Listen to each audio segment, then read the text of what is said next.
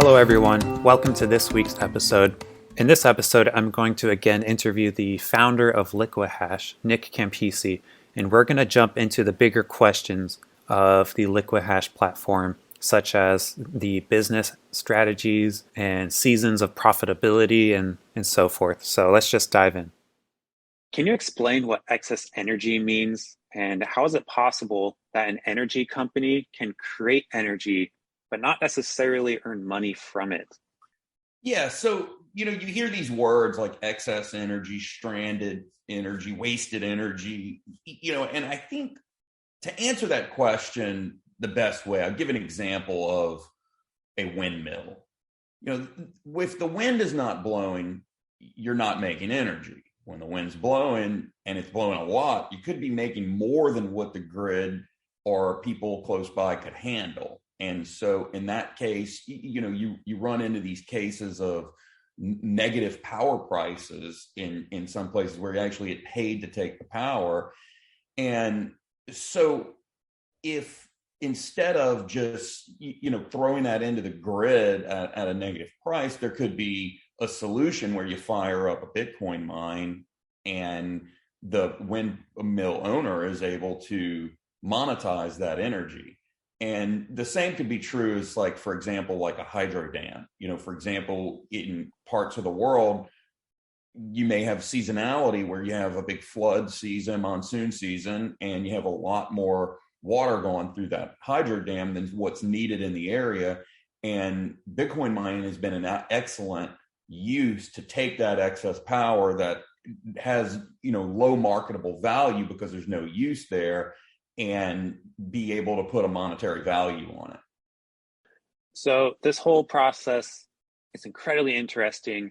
And the next question is this process actually complicated, or is it a lot easier than it looks to create a mine? It's in some terms you can say, look, it is a pretty simple thing. We go out and we deploy a mine to capture this energy. We kind of come up with the term energy capture systems. And it's very simple to us in these terms because we've kind of been around it. But, when we start explaining what the inner workings to someone, we get these deer in the headlights look very often. And part of the challenge with this is there is no cookie cutter solution. There are some that work in a lot of scenarios. However, in many scenarios, you're going to have variables that are going to be unique to the spot where it's being deployed, whether it has something to do with the environment, it could be just the type of power, could be the intermittency of that power. And so everything in our eyes is a unique, separate challenge, and we do specific engineering for each site. And we're going to take into consideration things like, okay, here's what the weather is going to look like over the course of the entire year. You have areas where you can have extreme heat and extreme cold in the same environment, and you have to plan of how you're going to manage that. It could also be something that isn't intermittent power, where you have to power down for 40% of the year even. And even though we want to keep these things running as much as possible, it's very easy to design something that works in that solution. So when a client has their Bitcoin mine up and they're going through these different seasons with their excess energy where it can be profitable or not, when the time comes to turn on their Bitcoin mine, is it as easy as flipping a switch, or how does that process go? Yeah, so once everything's designed and deployed, everything can be managed with software. So it could be as simple as, okay, if power gets to X amount of price, then we want to sell it into the grid and not mine Bitcoin. If power is needed into the grid because of some anomaly event, we power down. And it is as simple as flipping a switch. Everything that we do is automated PLC controls. It can be turned on and off remotely, and can even be automated into software to react to market conditions. Wow. So it really sounds like having a Bitcoin mine is like adding a card to your current hand. It adds a different possible strategy to your long-term strategy. And with that said, how reliable are these Bitcoin mines? When properly designed, almost near 100% uptime is certainly possible. I mean, if you look into like the data center world, 99.99% uptime, is common. And with Bitcoin mining, we've run some mines that have been up into that realm. And really the only reason we powered down was because, we were just being a good citizen of the community. We could see some stresses in the grid and turn down. But in a lot of other scenarios, like an off-grid mine, maybe something that's running on a generator where you're pushing gas into a generator, those things would have like a lower uptime rate. Maybe 95% would be considered the pinnacle there. So a lot of it is environment. If you have a major snowstorm coming through and you look at hey, this could be a risk to my cooling or causing issues, sometimes it's good to power down. Well, how many of those do you have in a year? And that ultimately calculates into that reliability that you're asking about, same as if we're down on the coast and there's a hurricane, we're going to batten down the hatch and not try, to have any type of damage to equipment during the event. And so maybe that means, having to power down for 48 hours. And so when you look at it over the course of a year, if you had that happen, even just, 2 times or so in the course of a year, you're still, over 99% uptime. So are the computers used a certain special kind of computer, or are they just your normal everyday office desktop? How does that go? Well, when Bitcoin first came out, there was a ability to kind of use, that type of computer. And then what has happened over time is that, now there are specific, what is called, in kind of the term, it's an ASIC miner or Bitcoin. It is a device that is specifically engineered and designed to manufacture a Bitcoin hashing algorithm, SHA-256. So it is the only thing that you can run is the SHA-256 algorithm. And so when you get this device, you're typically right now, they're all made in China, which that will change in the coming years as Intel's starting to make chips and other people are putting foundries in to manufacture their own mining equipment. The miner is essentially, a applicated specific integrated circuit that's ASIC, and it's a number of boards with a power controller and, and a control board. And when you plug it in, it's got the Bitcoin core running on it. It is doing nothing but running that algorithm.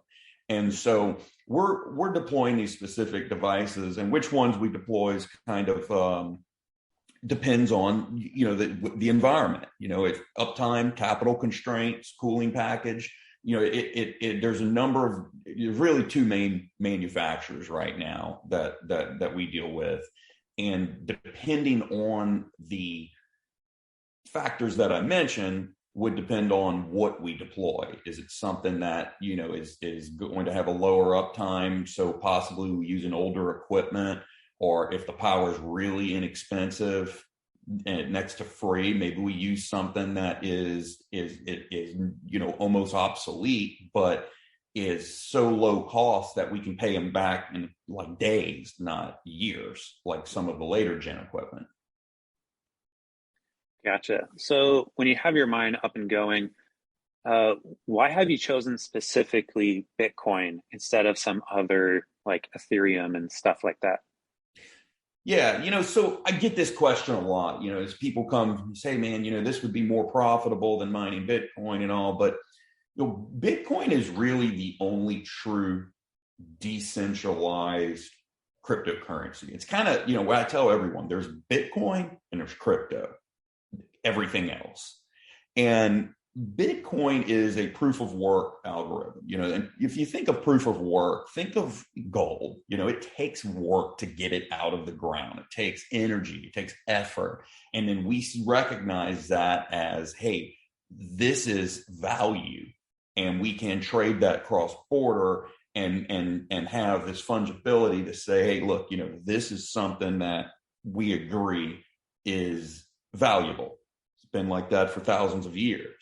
Bitcoin's the exact same thing, except we're using a digital ledger. And and I use a gold example. You can use almost anything from oil to batteries. It's like, hey, if we go mine lithium and we get it out the ground, we have a valuable product here that can then store energy.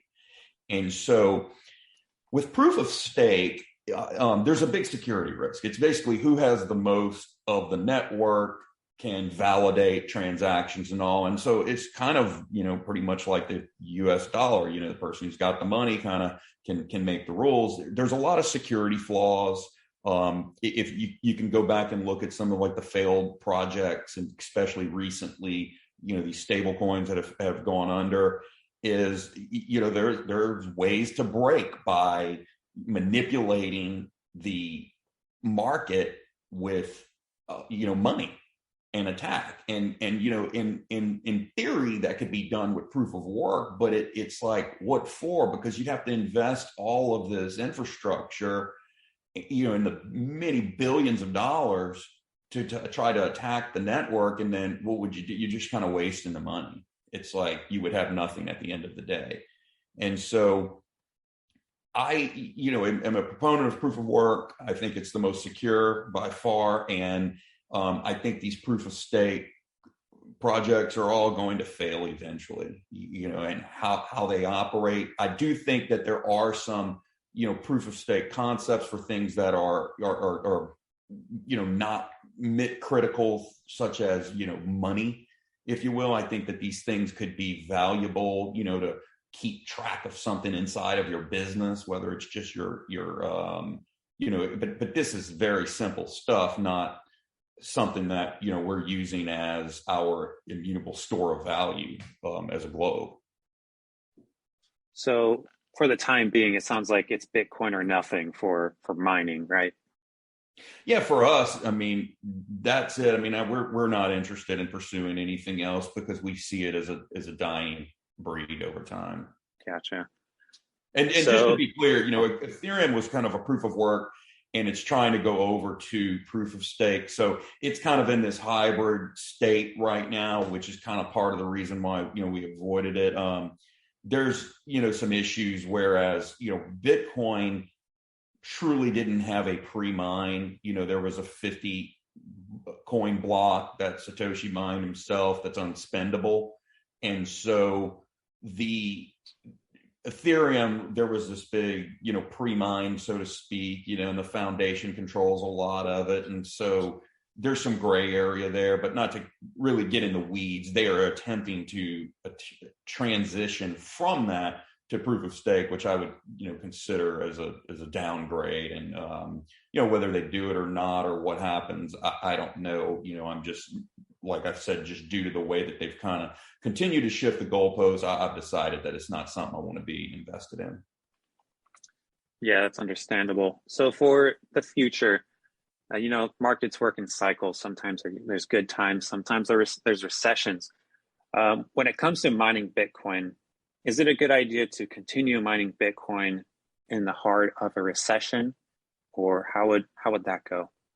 Right, it's the best time to deploy capital is in the bear market. And it's you're making a land grab, so to speak. You buy when blood is in the streets. You're getting you're buying your compute power at a lower price. And, it's part of why towards the end of last year, when we were up in the peak, we slowed down a lot of our deployments because we could just kind of see that things were getting a little frothy.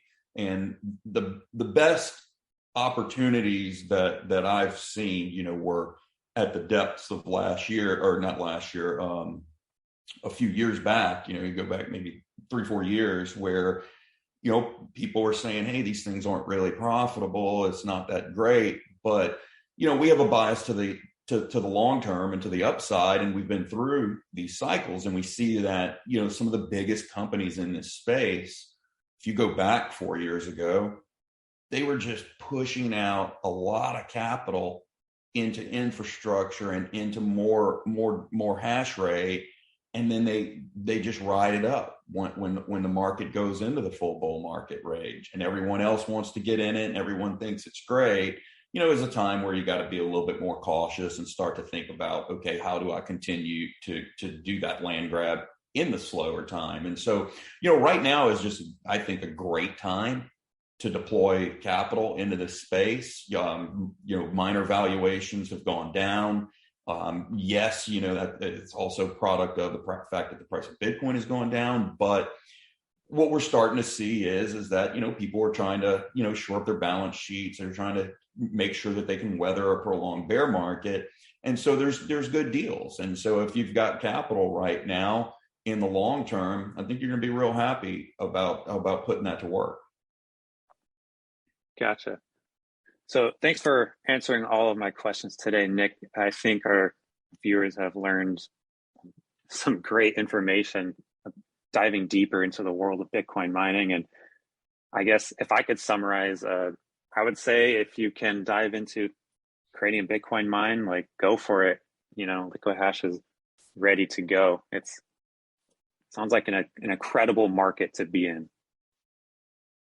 Yeah, I think it is, man. It's been a really eye-opening the last few years to see how these larger companies are starting to adopt that this can be a revenue stream or a part of their company, and it's happening at a pace that I never could have imagined just a year ago. Yeah, exactly. Well, thank you so much, Nick. We'll be back with more questions next week. All right. Thanks a lot, Ryan. Yep, no problem. Thank you. Thanks for listening to this week's episode. If you have any questions about Liquihash, just head over to liquihash.com, which is LIQUIHASH.com. We'll see you next week.